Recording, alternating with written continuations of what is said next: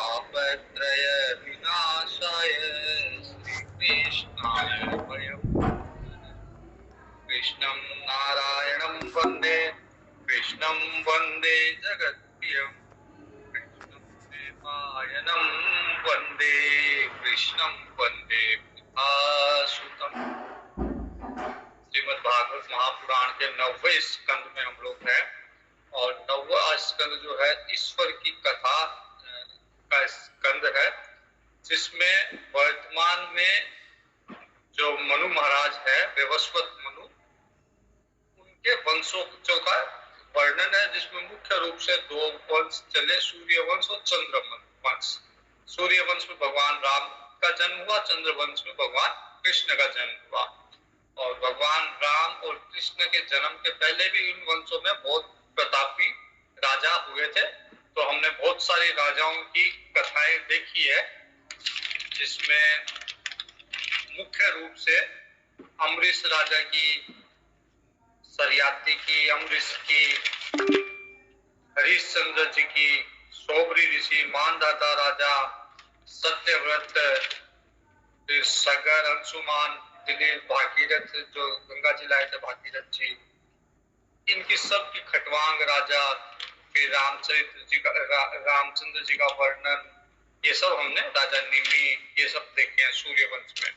चंद्रवंश में मुख्य जो प्रभावी राजा थे वो थे पुरुरवा। तो पुरुरवा, फिर पुरुरवा के बाद में गाधी, और गाधी के पुत्र विश्वामित्र जी, पुत्री सत्यवती, जिनका विवाह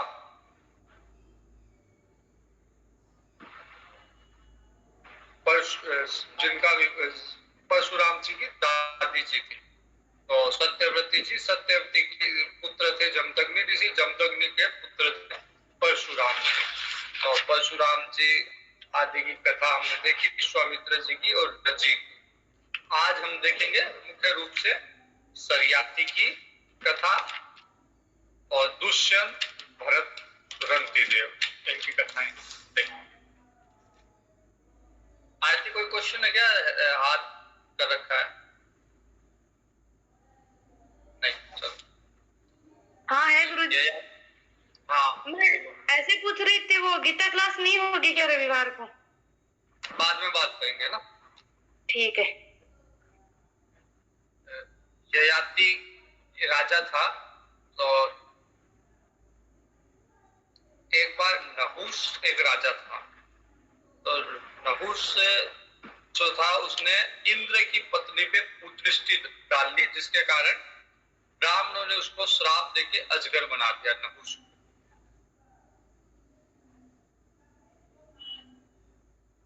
उसके बाद में उसका पुत्र ययाति ने 2 विवाह किए। एक तो शुक्राचार्य जी की पुत्री देवयानी, और एक उस समय दैत्यराज था वृषपर्वा की पुत्री थी शर्मिष्ठा। तो 2 विवाह हो गए ययाति के, देवयानी और शर्मिष्ठा के साथ में। ये विवाह कैसे हुआ, इसकी एक कहानी है। एक बार ये दोनों सहेलियां थी, राजा थे वृषपर्वा, और उन्हीं के राज्य में शुक्राचार्य जी भी गुरु थे, तो शुक्राचार्य जी भी वही रहते थे। तो दोनों की, राजा की पुत्री और गुरु की पुत्री, दोनों आपस में सहेलियां थी, दोनों आपस में विहार करती थी, खेलती थी।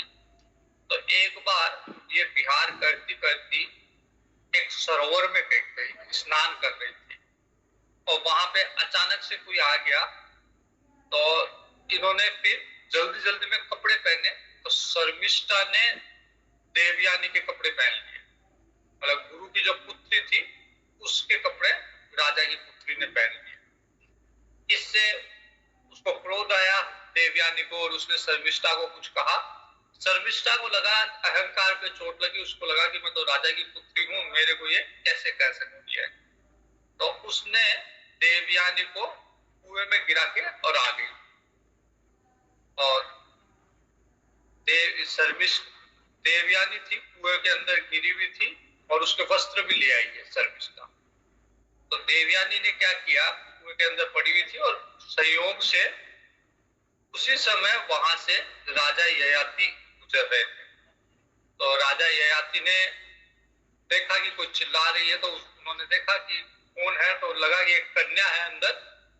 तो उन्होंने अपना दुपट्टा डाला, फिर कन्या का हाथ पकड़ के बाहर निकाला। तो जैसे ययाति ने हाथ पकड़ा, देवयानी ने कहा कि अब आपने हाथ पकड़ ही लिया मेरा, तो फिर हमेशा के लिए हाथ पकड़ लो और मेरे से विवाह कर लो। तो राजा ययाति था, पहले तो मना किया क्योंकि राजा राज परिवार से था और ये ब्राह्मण की पुत्र थी, लेकिन फिर दोनों ने विवाह कर लिया, राजा ययाति ने और देवयानी ने। फिर देवयानी राजा अपने राज्य में चला गया और देवयानी जो थी शुक्राचार्य जी के पास आई, अपने पिता के पास आके उसने सारी बात बताई कि कैसे शर्मिष्ठा ने उसको कुएं में डाल दिया था। शुक्राचार्य जी देवयानी को लेकर शुक्राचार्य जी ने कहा कि अगर राजकुमारी के द्वारा इस तरह का आचरण किया जा रहा है तो हमें यहाँ नहीं रहना चाहिए, और देवयानी को लेकर राज्य छोड़ के चले गए शुक्राचार्य जी। जो राजा थे, दैत्यराज थे, राक्षसों के राजा वृषपर्वा, उनको लगा कि गुरुजी अगर नाराज हो जाएंगे तो हमारा राज्य चला जाएगा और हो सकता है गुरुजी श्राप भी देते। तो वो गए नगर के बाहर में, शुक्राचार्य जी से मिले, दंडवत प्रणाम किया, मिले और उनसे आग्रह किया कि वापिस चलो।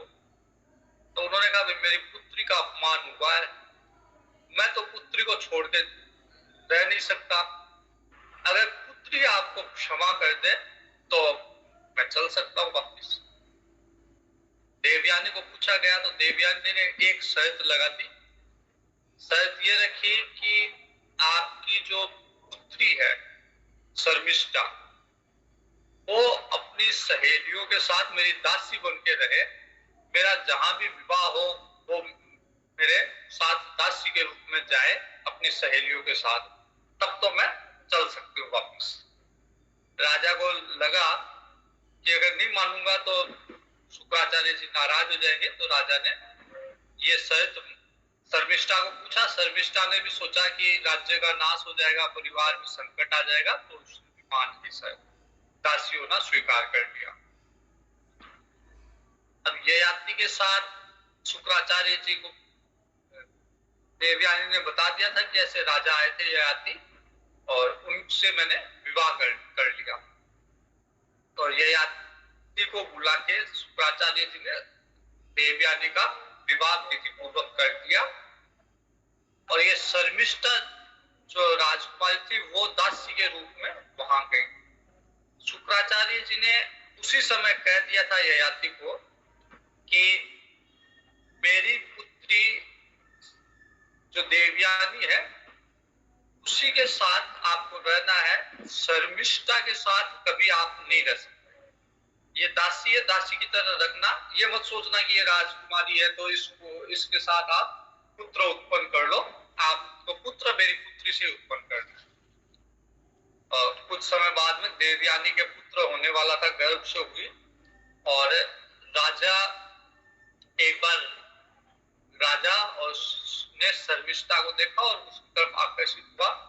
उसको पता था, उसको स्मरण याद भी था शुक्राचार्य जी ने क्या शर्त रखी थी, लेकिन अपनी वासनाओं के कारण राजा नियंत्रण नहीं रख पाया ययाति और उसने शर्मिष्ठा के साथ समागम कर दिया।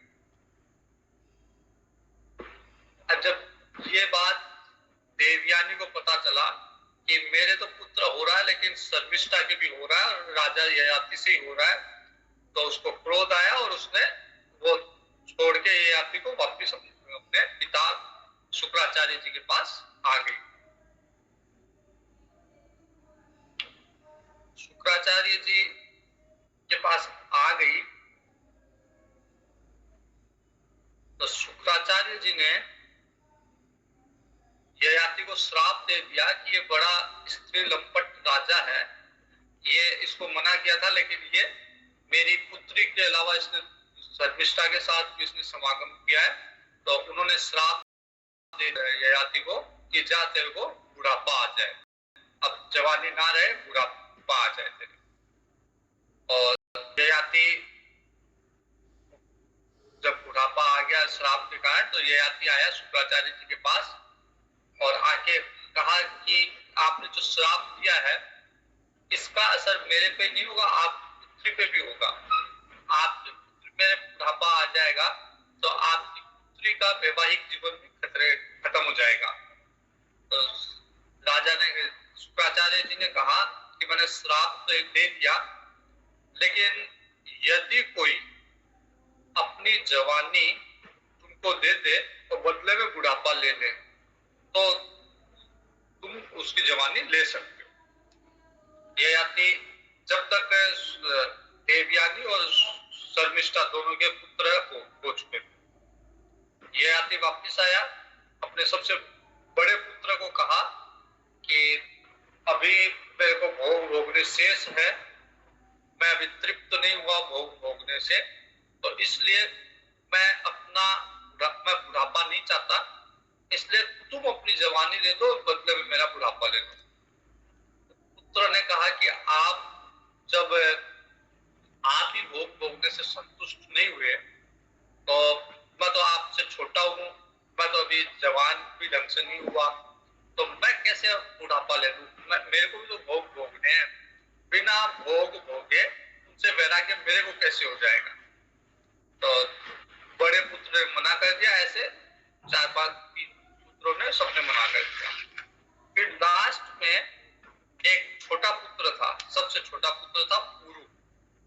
पुरु ने ये पिता की आज्ञा सहज स्वीकार कर दी। उसने कहा पिताजी ये भोग तो जो है अनित्य है, ये भोग तो कभी आदमी इनसे तृप्त नहीं होता, अनित्य है। अगर मैंने आपकी आज्ञा का पालन किया तो पिता की आज्ञा ही सर्वोपरि है, बाकी भोगों में तो क्या पड़ा है।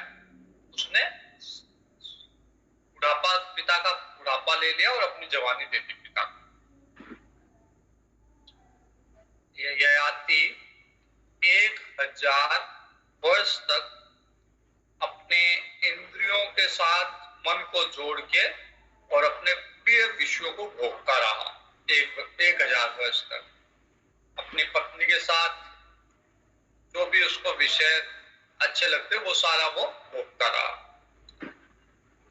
चक्रवर्ती सम्राट था, विषयों की कोई कमी नहीं थी, लेकिन कभी भी वो भोग से 1000 वर्ष बाद में भी भोग से तृप्त नहीं हुआ। तो 1000 वर्ष बाद में एक दिन उसको लगा कि ये तो अधोपतन हो गया मेरा, मैं विषयों से संतुष्टि नहीं हो पा रहा, इतना भोग लिया लेकिन इनसे कभी तृप्ति नहीं होती, रोज इन्हीं में लगा रहता हूँ और इन्हीं में मेरा जीवन समाप्त कर लिया मैंने, अपने पुत्र की जवानी तक ले ली मैंने, पुत्र को बुढ़ापा दे दिया। तो ययाति को वैराग्य उत्पन्न हुआ। विषयों को भोगने से कभी भी भोग वासना शांत नहीं होती, उसको समझ में आया।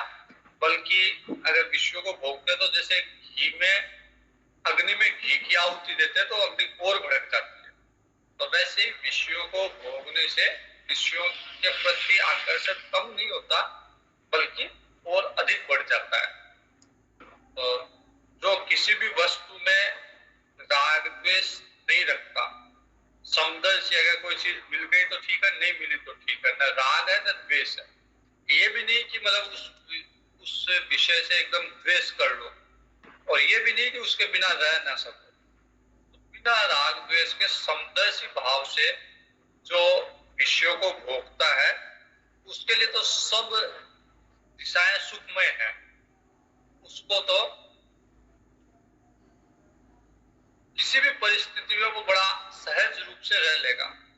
अगर विषय मिल गए तो ठीक है, नहीं मिले तो ठीक है, तो उसको कभी दुख होगा ही नहीं, वो हमेशा सब दिशाओं में, सब परिस्थितियों में सहज रूप से सुखपूर्वक रह लेगा। तो विषयों की तृष्णा ही दुख का उद्गम स्तर है। अगर कोई कहता है दुख है तो इसका मूल कारण ये है कि वो किसी न किसी विषय को भोगना चाहता है, कोई ना कोई अपने मन के अनुकूल कार्य करना चाहता है, कोई मन की अनुकूलता चाहता है, वो चाहता है कि मैं जैसा चाहता हूं वैसा ही।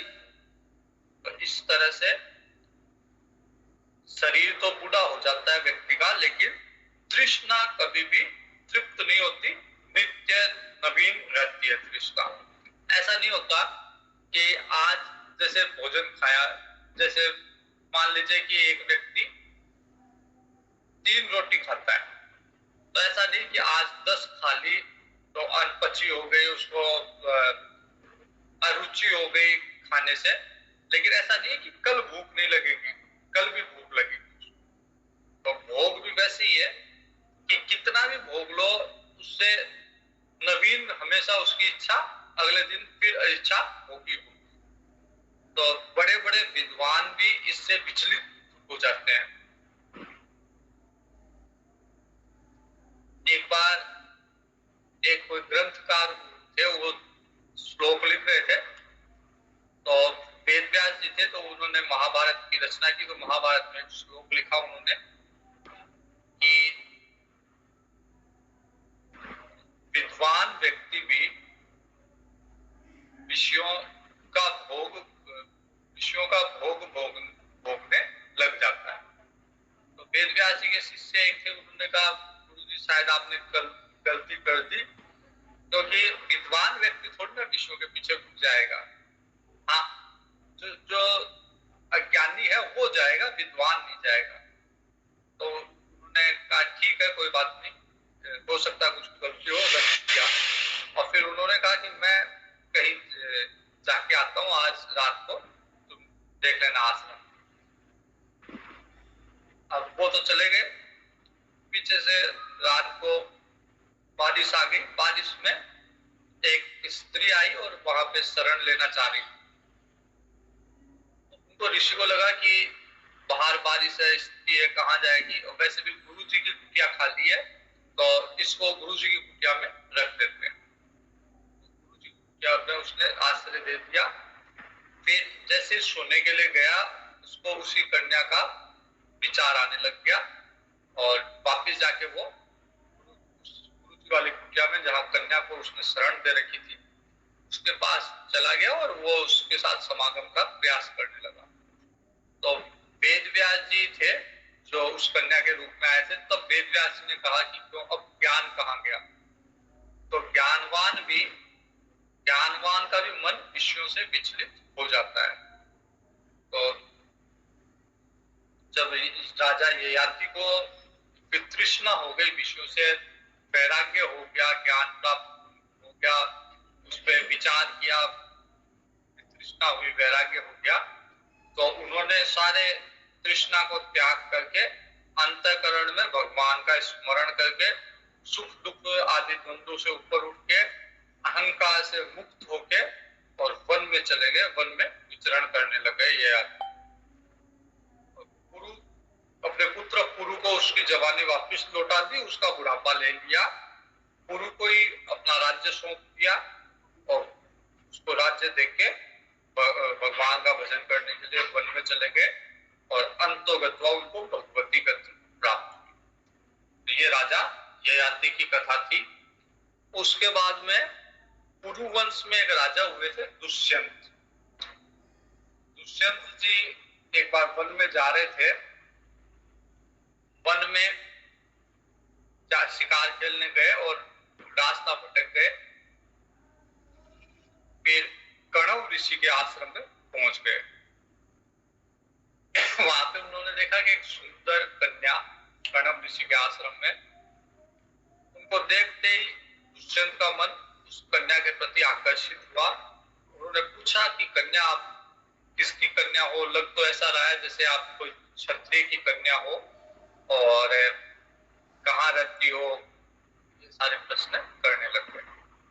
तो कन्या ने बताया कि मैं कणव ऋषि के आश्रम में रहती हूँ, मेरा नाम शकुंतला है, विश्वामित्र और मेनका की मैं पुत्री हूँ, मेरा लालन पालन कणव ऋषि ने किया है। मुझे कणव ऋषि के द्वारा ज्ञात हुआ, मैं कभी माता पिता से मिली नहीं हूँ, लेकिन कण्व ऋषि से ज्ञात हुआ कि मेरी माता जो है मेनका है, उसने मेरे को यहाँ वन में छोड़ के चली गई। तो दुष्यंत और शकुंतला आपस में आकर्षण हुआ और उन्होंने गंधर्व विधि से विवाह कर दिया। फिर राजा दुष्यंत वापिस अपनी राजधानी चले गए और कुछ समय बाद में शकुंतला के एक पुत्र हुआ जिसका नाम भरत रखा गया और इसी भरत से भारतवर्ष का नाम भारत पड़ा। तो शकुंतला उस भरत को लेके, अपने पुत्र को लेके पति के पास गई, राजा दुष्यंत के पास राजमहल में उसकी राजधानी में गई। लेकिन राजा दुष्यंत को भूलने की बीमारी थी और वो भूल गया कि ऐसा विवाह भी मैंने किया है, या ये मेरा पुत्र है, या शकुंतला से मैं कभी मिला भी था। उसने प्रयास भी किया लेकिन उसको ये स्मरण में नहीं आया कि शकुंतला मेरी पत्नी है, या मैंने विवाह किया था, या मैं इससे मिला भी था। फिर अंत में आकाशवाणी हुई। आकाशवाणी में ये बताया गया कि ये आपका ही पुत्र है और ये शकुंतला आपकी पत्नी है, आपने इससे विवाह किया था। तो ये दुष्यंत का पुत्र था भरत। भरत दुष्यंत की मृत्यु के बाद भरत ही चक्रवर्ती सम्राट बना था। तो भरत ने बहुत सारे दान धर्म के कार्य किए थे, बहुत सारे राज्य का विस्तार किया, चक्रवर्ती सम्राट बना। गंगा सागर से लेकर गंगोत्री तक बहुत यज्ञ करवाए, अश्वमेध यज्ञ काफी करवाए। फिर प्रयाग से लेकर यमुनोत्री तक इस पूरे मार्ग में भरत ने अश्वमेध, प्रयाग से लेकर यमुनोत्री तक भी काफी यज्ञ करवाए और बहुत दान किया, गायें बहुत दान दी।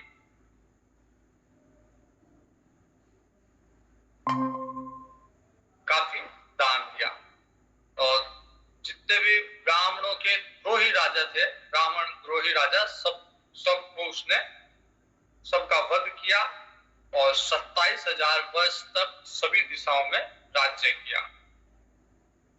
फिर अंत में इतना राज्य भोगने के बाद में उसने ये जाना, अपने ज्ञान से विवेक से जाना, ये सारा ऐश्वर्य, संपत्ति, शासन, जीवन सब मिथ्या है और ये जान के विरक्त होके वन में चले गए और वन में जाके भगवान का स्मरण करते करते भगवान में लीन हो गए।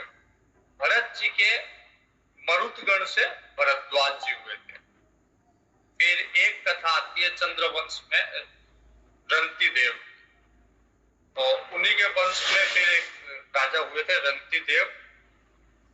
रंती देव शुरू से ही बड़े संतुष्ट राजा थे, पहले राजा थे लेकिन फिर बाद में विरक्त भाव जागृत हुआ, तो जो उनको देववश मिल गया, जो भगवान ने दे दिया, उसी में संतुष्ट रहते थे, उसी का उपभोग करते थे। कभी भी धन संग्रह नहीं करते थे, संग्रह परिग्रह इन सब से बहुत रखते थे। ममता किसी चीज में नहीं थी, बड़ा धैर्यशाली व्यक्ति थे। एक बार उन्होंने, उनके पास कोई भी अन्न का दाना भी नहीं रहा, वो उन्होंने सब कुछ दान कर दिया, तो 48 दिन तक उन्हें कोई अन्न प्राप्त नहीं हुआ। फिर 48 दिन तक, फिर 49वें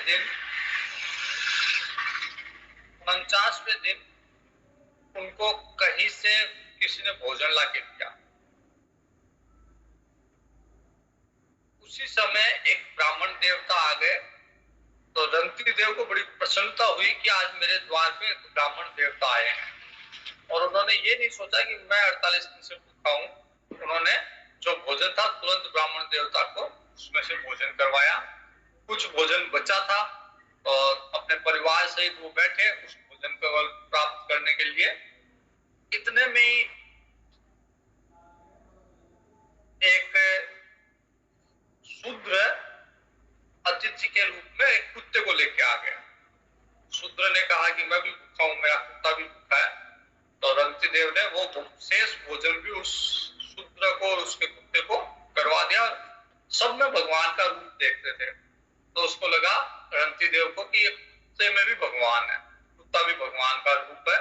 और बड़ी प्रसन्नता के साथ ये खुद भूखे थे, लेकिन उन्होंने ये नहीं बताया कि हमें भोजन नहीं मिला, और उन्होंने अतिथि को, शूद्र को और उसके कुत्ते को भी भोजन करवाया। बड़े आदर भाव से उन्हें प्रणाम किया, नमस्कार किया। फिर जल उनके पास था, तो जल उन्होंने सोचा कि हम लोग सब परिवार वाले हैं, जल ही पी के हम संतुष्ट हो जाएंगे। तो जैसे जल पान करने लगे, इतने में एक चंडाल आ गया और वो कहने लगा बहुत प्यासा हूं मैं, कोई मेरे को जल दे दो। तो रंती देव ने सोचा कि अपने प्राण तो भले ही चले जाए, लेकिन चंडाल के प्राण क्योंकि इसमें भी भगवान है, इसमें भी भगवान की आत्मा है, तो इसके प्राण बचा लेने चाहिए। तो जो जल था वो भी उस चंडाल को दे दिया। तो भगवान उसकी परीक्षा ले रहे थे रंती देव की। जैसे ही इतनी परीक्षा ली, भगवान प्रकट हो गए, ब्रह्मा विष्णु महेश के रूप में प्रकट हो गए, और उन्होंने, भगवान ने कहा रंती देव से कि हम प्रसन्न हैं, आप बोलो क्या वरदान दे। और रंती देव ने कहा कि मैंने कोई वरदान के लिए मैंने ऐसा कोई कार्य नहीं किया, बस मैं सब में भगवान का ही रूप देखता था, इसलिए मतलब अंतःकरण से मैं सबको प्रसन्न देखना चाहता हूँ, बस इतना ही है, और इसके अलावा कोई वरदान मेरे को नहीं चाहिए। भगवान से कोई भी वरदान नहीं लिया रंती देव। उसके बाद में चंद्रवंश में बहुत सारे राजा हुए, और उसी क्रम में एक हस्ती नाम के एक राजा थे जिन्होंने हस्तिनापुर बसाया। फिर मुदगल एक राजा थे जिनकी पुत्री थी अहिल्या, जिनका विवाह गौतम ऋषि के साथ हुआ, और रामायण में उनका प्रसंग आता है अहिल्या का। भगवान ने अहिल्या का उद्धार किया था। उन्हीं से सतानंद जी उन्हीं से हुए हैं, गौतम ऋषि के पुत्र थे। फिर एक राजा है शरदवान, एक उन्हीं के शरदवान के पुत्र थे कृपाचार्य जी, और पुत्री थी कृपी, जिनका विवाह द्रोणाचार्य के साथ हुआ। कृपी का विवाह महाराज शांतनु ने इनका पालन पोषण किया, कृपाचार्य जी का और कृपी का। फिर द्रुपद राजा हुए, जिनकी पुत्री थी द्रौपदी, पुत्र था धृष्टद्युम्न, धृष्टद्युम्न के धृष्ट केतु। तो ये सब पांचाल कहलाए द्रुपद वंशों के। फिर एक संवर्ण राजा थे जिनका विवाह सूर्य की पुत्री तप्ती के साथ हुआ, और इन्हीं से कुरु हुआ, जो जिसने कुरुक्षेत्र का स्वामी था, कुरुक्षेत्र बसाया, तो इन्हीं के वंश में था कुरु। फिर बृहद्रथ एक राजा थे जिनकी पत्नी के गर्भ से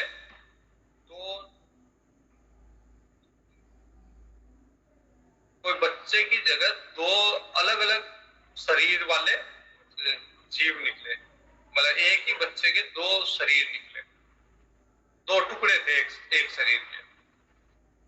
और फिर जब दो टुकड़े थे तो फिर एक जरा नाम की राक्षसी ने उसको जोड़ दिया, और उसी से जरासंध हुआ। शंतनु थे जो गंगा जी के गर्भ से नैष्ठिक ब्रह्मचारी के रूप में, जिनके यहाँ शंतनु से भीष्म पितामह बन गए। और इस तरह से ये चंद्रवंश का विवरण दिया गया था। तो पहले हमने सूर्य वंश, फिर चंद्रवंश का वर्तमान मनवंतर में हमने देखा है, उनका अवलोकन किया है। आगे कुछ वंश है जिन्हें हम कल देखेंगे। पूर्णमिदं पूर्णमुदच्यते पूर्णस्य पूर्णमादाय पूर्णमेव अवशिष्यते। शांति शांति शांति। हरि ओम। हरि ओम।